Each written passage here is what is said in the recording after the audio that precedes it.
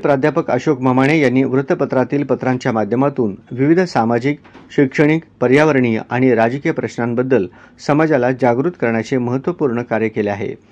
जे समाज हितकारक आहे त्याचा त्यांनी पुरस्कार केला आणि जे अहितकारक आहेत त्यांचा धिक्कार करण्याचे धैर्य दाखविले।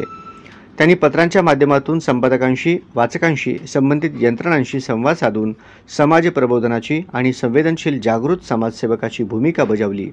म्हणूनच त्यांच्या काही पत्रांची दखल घेऊन संबंधित अधिकाऱ्यांनी अपेक्षित कार्यवाही केली, असे प्रतिपादन प्राध्यापक डॉक्टर श्रीकांत येळेगावकर यांनी केले।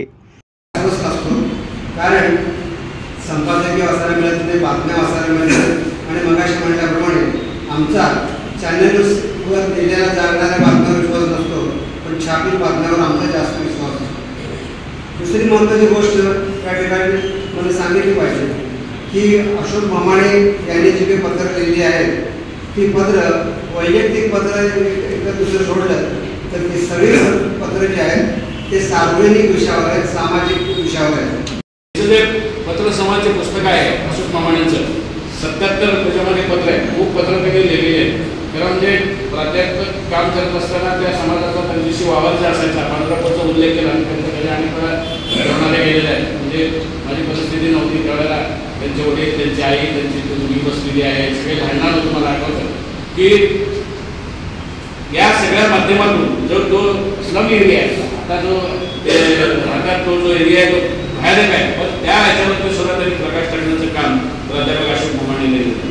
वृत्तपत्र लेखक मंचच्या वतीने आयोजित करण्यात आलेल्या प्राध्यापक ममाणे यांच्या पत्रसंवाद या पुस्तकाच्या प्रकाशन समारंभ प्रसंगी डॉक्टर येळेगावकर बोलत होते। समाज कल्याण केंद्रात संपन्न झालेल्या या कार्यक्रमाच्या अध्यक्षस्थानी महाराष्ट्र साहित्य परिषद जुळे सोलापूर शाखेचे अध्यक्ष पद्माकर कुलकर्णी होते।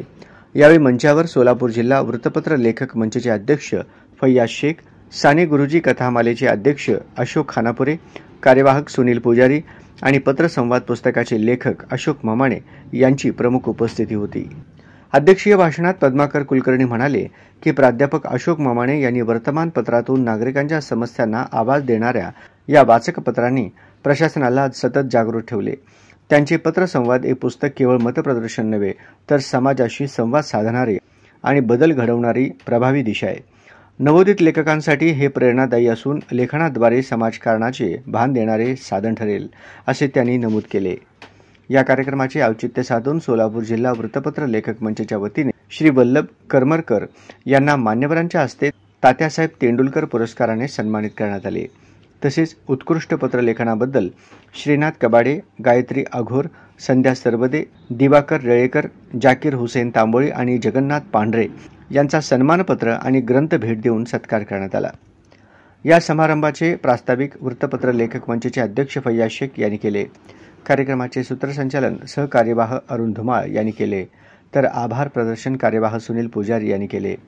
या कार्यक्रमाला डॉक्टर शिवाजीराव देशमुख, कवी मारुती कटकधोंड, गझलकार बदिउजमा बिराजदार, डॉक्टर रामचंद्र धर्मसाले, प्राध्यापक गणेश लेंगरे, आशुतोष नाटकर, कवी गिरीश दुनाखे, विजयकुमार गाताडे, रामकृष्ण अघोर, प्राध्यापक अनिल अघोर, काशीनाथ भदकुणकी यांच्यासह वृत्तपत्र लेखक मोठ्या संख्येने उपस्थित होते।